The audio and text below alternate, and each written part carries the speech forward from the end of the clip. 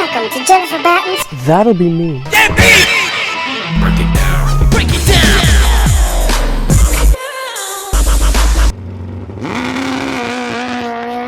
down. Welcome to my tutorial for Transcribe. Here's the table of contents that you can pause and have a look at.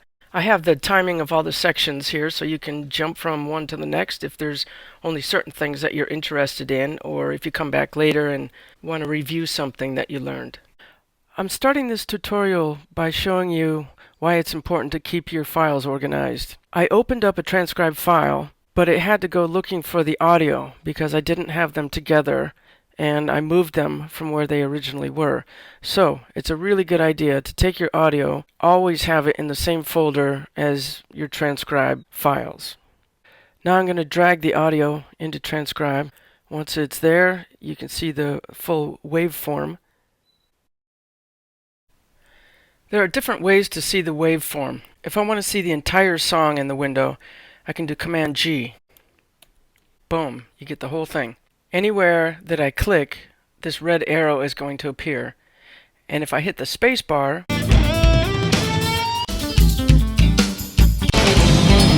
it starts playing from the red arrow. So now I want to make a loop. For instance, I'm going to go in this general area. If I want to open it up just a little bit and zoom in, I can do Command right arrow. And you see the arrows disappeared, but if I hit the space bar, it'll start right there. So I'm going to open up a little more and adjust the arrow a little bit and listen for a couple bars.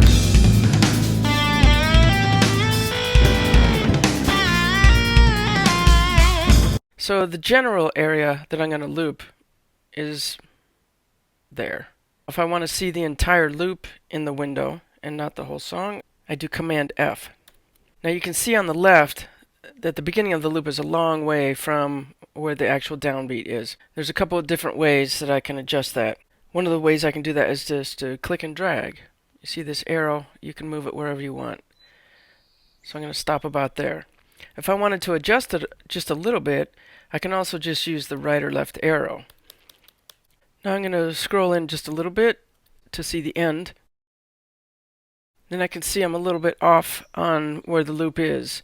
So there's a couple different ways. I can either zoom in like I just did for the beginning, or I can just listen and see how the loop ends.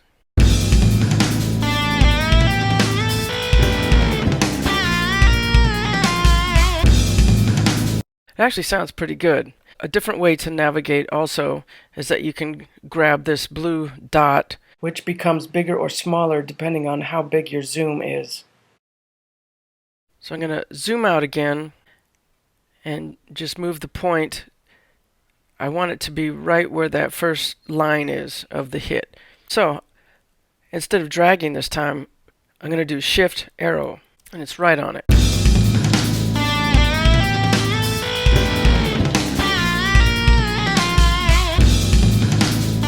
So the loop is sounding pretty good. Now, a lot of times when I'm practicing, and if there's something I really want to work on, or if there's a bunch of chunks I want to work on, which if I'm getting a new gig together, I always have multiple chunks, I'll export the file. And when you export, there's a window that comes up. The first thing you see, how many repetitions. Usually if it's a very short chunk like that, I'll just put a 2 in front of it. So it's going to loop 21 times in my exported file. You also have the option of exporting the whole file or the current selection. If you make any changes, which we'll get into later, they're going to light up here and you have the chance to bypass it before you export. You get a couple different formats to export in, WAV or AIF, Windows or Apple, and different sample rates as well. So I'm going to just export that 21 times. You can hit Browse to navigate to tell it where you want these chunks to be saved. There's a whole lot this application does besides slow down, but slowing down is something that makes transcribing a lot easier. I made another loop, and I'm not worried about making this a solid 4 beats, 4 bars, 2 bars, whatever. It's just a series of notes that I want to grab. You can see at the top there are preset speeds I can slow down with.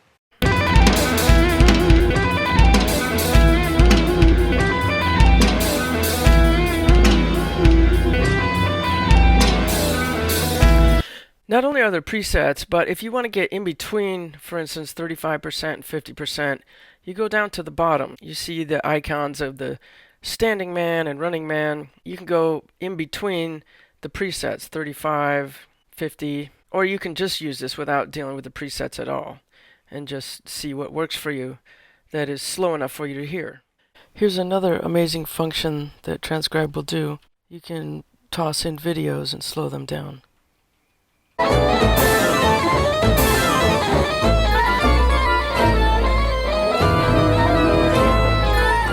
Here I've set up a vocal loop.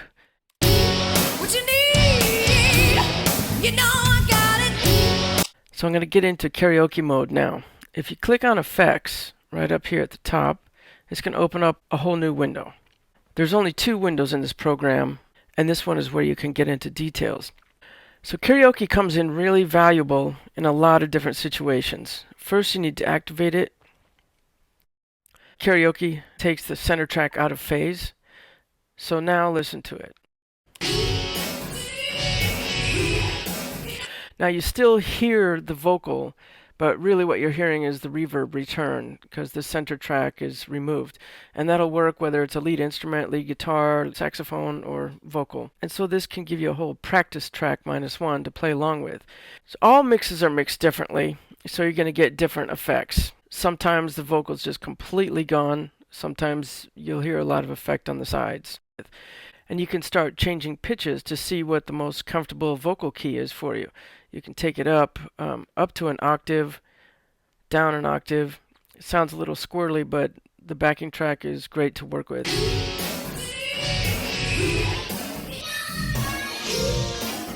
Without going into the second window, you can go back and forth between bypass What you need, and karaoke mode. So that's a really handy thing. You can take it further, especially if you're trying to learn the chords or the comping underneath. You can get into EQ. You can take any frequency and boost or reduce it. You can clear it instantly. And the one that I use most often is bass remove. You click that in, click load it, and boom, all these frequencies are bottomed out. So the bass is completely out of the way.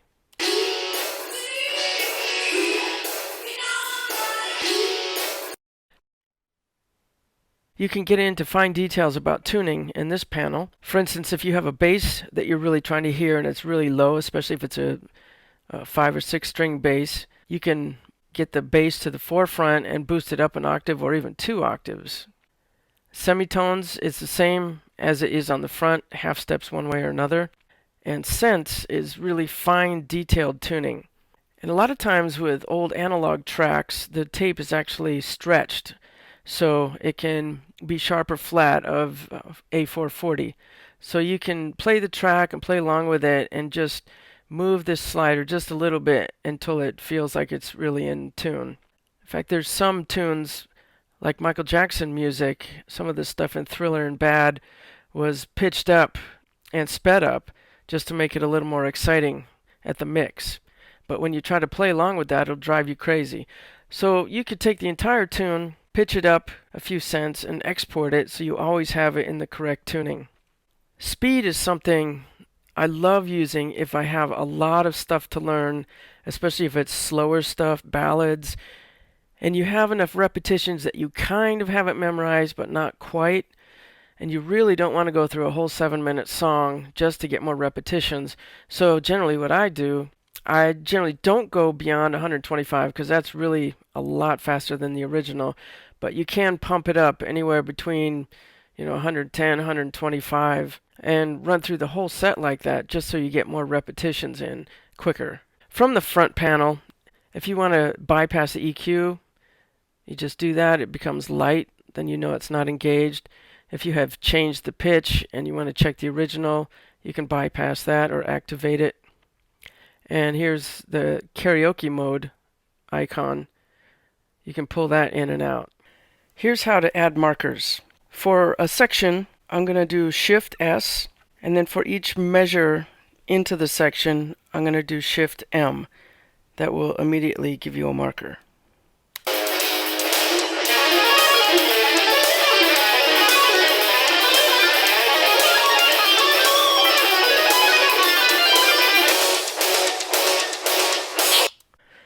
If my mark was a little bit off, I can just click and drag and move it to where it should be.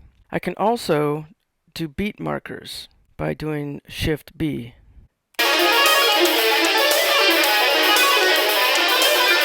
If I want to change the name of the marker, I can Control click, then I get this menu. I can edit it and change the name to verse or whatever you want it to be. If I want to make each one of these sections a loop to work on, I could make the loop and then go back to the effects panel, hit the miscellaneous, and then just shift click and it will remember. So I'm going to go back here and do another one. Shift click. And then I can just jump back and forth between these, which is really useful if you shut the program down and you want to come back and work on certain sections. Now I'm going to show you an uber cool function that is one of the reasons that Transcribe is one of the best coaches you can find on the planet. I have a little loop here. Just a quick thing. If I hit play and speed up, it's going to come up with a window.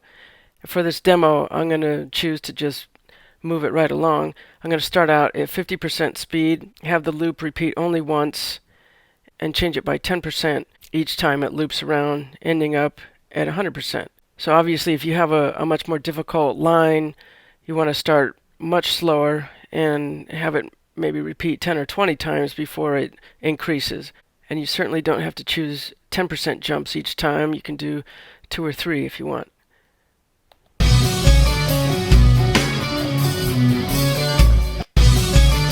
So it's 60%, 70%, 80%, 90, and automatically jumps back to 100%. This section is on shortcuts. Some of them I've already gone through, some are new. So if I hit the space bar, it starts and stops, and every time I hit it again, it's always going to go back to the red mark. If I want this red arrow to jump to where I paused, then I hit E. Boom, it's done. If I want to keep the red arrow where it's at, but I want to continue playing the audio from where I paused, then I can use comma. Command and G will fit the whole song to the screen. And if I make a loop and I want to fit that to the screen, Command F. Think of F as full. If I want to adjust the loop on the left side, I just use arrows, right and left. If I want to adjust the loop on the right side, I'll add the Shift key to the arrow. If I've set up a loop and I want it to go away temporarily, I'm going to hit L. If I want to keep going over a couple of notes and I don't want to constantly be hitting the space bar, I can use Z. So it's just one command instead of start and stop. It's just Z, takes you there and plays.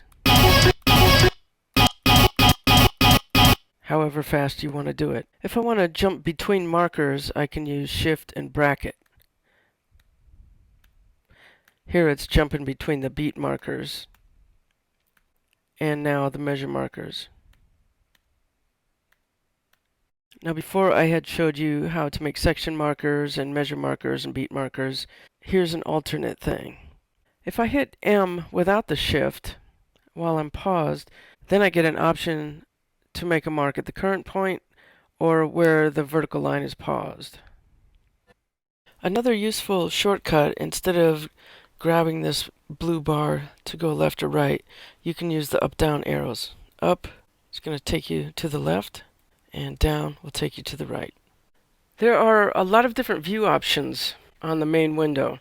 If you come down here below the middle bar, you can drag all the way to the bottom so all you see is the waveform, or you can go the opposite direction so all you see is the piano keys.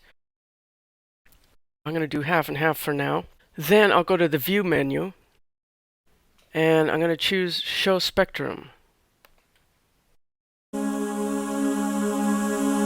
Then I can go back to the View menu and choose Show Note Guesses. Now if I'm having trouble with a chord and I want to get some help, choose Show Chord Guesses. Then this window will pop up over here. The chord that it guessed is a C sharp without the third over G sharp. So essentially a power chord with the fifth in the bass. Because it's really difficult for software to pick out the chords when there's all kinds of other stuff going on, for instance here, it can't always figure it out. It's going to be a lot easier if the chord is out on its own, or if you go into karaoke mode and remove the center track. So you see you get this message over here, spectrum too messy or out of tune. There are other messages. No matches, that's a single line, it's not a chord right there. A few more things you'll find in the View menu. It's very helpful having a timeline right here. And you can also show dB lines.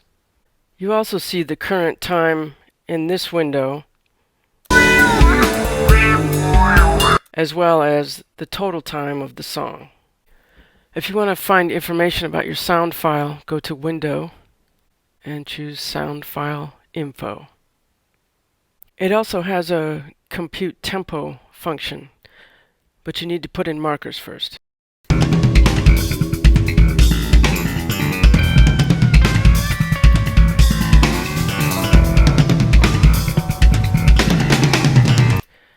So I'm going to take that section, open it up, and say compute. It's under the markers menu. The average tempo over the 16 markers is 135.7. Shabam! So that's a wrap, Smarty Pants.